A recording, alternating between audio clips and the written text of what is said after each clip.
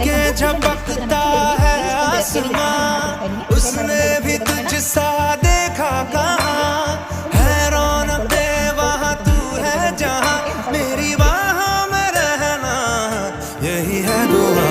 तू अगर मेरी है फसाना तेरा, तू अगर मेरी तो ज़माना तेरा, तू अगर मेरी मैं हूँ तेरा।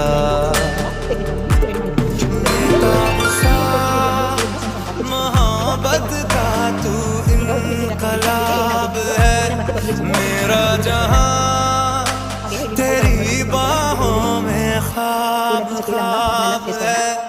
गहरा हुआ गहरा हुआ रंग आशिकी, गहरा हुआ। 2 ಟೇಬಲ್ ಸ್ಪೂನ್ ಅಷ್ಟು ಇದನ್ನ ಸೇರಿಸ್ಕೊಳ್ಳೋಣ ನೋಡಿ। ಈಗ ಎಣ್ಣೆ ಬಿಸಿ ಆಗಿದೆ, ಇಲ್ಲಿ ನಾನು ಕಟ್ ಮಾಡಿ ಇಟ್ಕೊಂಡಿದ್ದಲ್ಲ ಈರುಳ್ಳಿನ ಇದಕ್ಕೆ ಸೇರಿಸ್ಕೊಳ್ತಾ ಇದ್ದೀನಿ। ಈರುಳ್ಳಿ ಚೆನ್ನಾಗಿ ಫ್ರೈ ಆಗಬೇಕು, ಟ್ರಾನ್ಸ್ಪರೆಂಟ್ ಆಗೋವರೆಗೂ ಈರುಳ್ಳಿನ ಎಣ್ಣೆಲಿ ಫ್ರೈ ಮಾಡ್ಕೋಬೇಕು ನಾವು ನೋಡಿ। ಈರುಳ್ಳಿ ಈಗ ಟ್ರಾನ್ಸ್ಪರೆಂಟ್ ಆಗಿದೆ ಕಾಣಿಸ್ತಿದೆಯಾ ನೋಡಿ, ಈ ಹದಕ್ಕೆ ಈರುಳ್ಳಿನ ಚೆನ್ನಾಗಿ ನಾವು ಹುರ್ಕೋಬೇಕಾಗುತ್ತೆ। ಈರುಳ್ಳಿ ಚೆನ್ನಾಗಿ ಫ್ರೈ ಆದಮೇಲೆ ನಾವು ಇಲ್ಲಿ ತೊಳೆದಿಟ್ಕೊಂಡಿರ್ತೀವಲ್ಲ ಚಿಕನ್ನ ಇದಕ್ಕೆ ಈರುಳ್ಳಿಗೆ ಸೇರಿಸ್ಕೊಳ್ಳೋಣ। ಈಗ ಈ ಚಿಕನ್ಗೆ ಒಂದು ಅರ್ಧ ಸ್ಪೂನಷ್ಟು ಅರಿಶಿನ ಪೌಡರ್ನ ಹಾಕೊಳ್ಳೋಣ, ಹಾಗೆ 1 ಸ್ಪೂನಷ್ಟು ಶುಂಠಿ ಬೆಳ್ಳುಳ್ಳಿ ಪೇಸ್ಟನ್ನ ಸೇರಿಸ್ಕೊಳ್ಳೋಣ। ಸೇರಿಸ್ಕೊಂಡು ಚೆನ್ನಾಗಿ ಮಿಕ್ಸ್ ಮಾಡ್ಕೊಳ್ಳೋಣ। ಚೆನ್ನಾಗಿ ಮಿಕ್ಸ್ ಮಾಡ್ಕೊಂಡ್ಮೇಲೆ ಇಲ್ಲಿ ನಾನು 2 ಟೇಬಲ್ ಸ್ಪೂನ್ ಅಷ್ಟು ಮೊಸರನ್ನ ಸೇರಿಸ್ಕೊಳ್ತಾ ಇದ್ದೀನಿ। ಮೊಸರನ್ನ ಸೇರಿಸ್ಕೊಂಡು ಚೆನ್ನಾಗಿ ಮಿಕ್ಸ್ ಮಾಡಬೇಕು। ಈಗ ಇದಕ್ಕೆ ರುಚಿಗೆ ತಕ್ಕಷ್ಟು ಉಪ್ಪನ್ನು ಹಾಕೊಳ್ಳಿ, ಉಪ್ಪು ನಿಮ್ಮ ಟೇಸ್ಟಿಗೆ ತಕ್ಕಂಗೆ ಹೆಚ್ಚು ಕಮ್ಮಿ ಮಾಡ್ಕೊಂಡು ಸೇರಿಸ್ಕೊಳ್ಳಿ। ಉಪ್ಪು ಹಾಕಿ ಮಿಕ್ಸ್ ಮಾಡಿದ್ಮೇಲೆ ಸ್ಟವ್ ಫ್ಲೇಮ್ನ ಲೋ ಮಾಡಿಕೊಂಡು ಒಂದು 10 ನಿಮಿಷಗಳ ಕಾಲ ಚಿಕನ್ನ ಬೇಯೋದಕ್ಕೆ ಬಿಡಬೇಕಾಗುತ್ತೆ।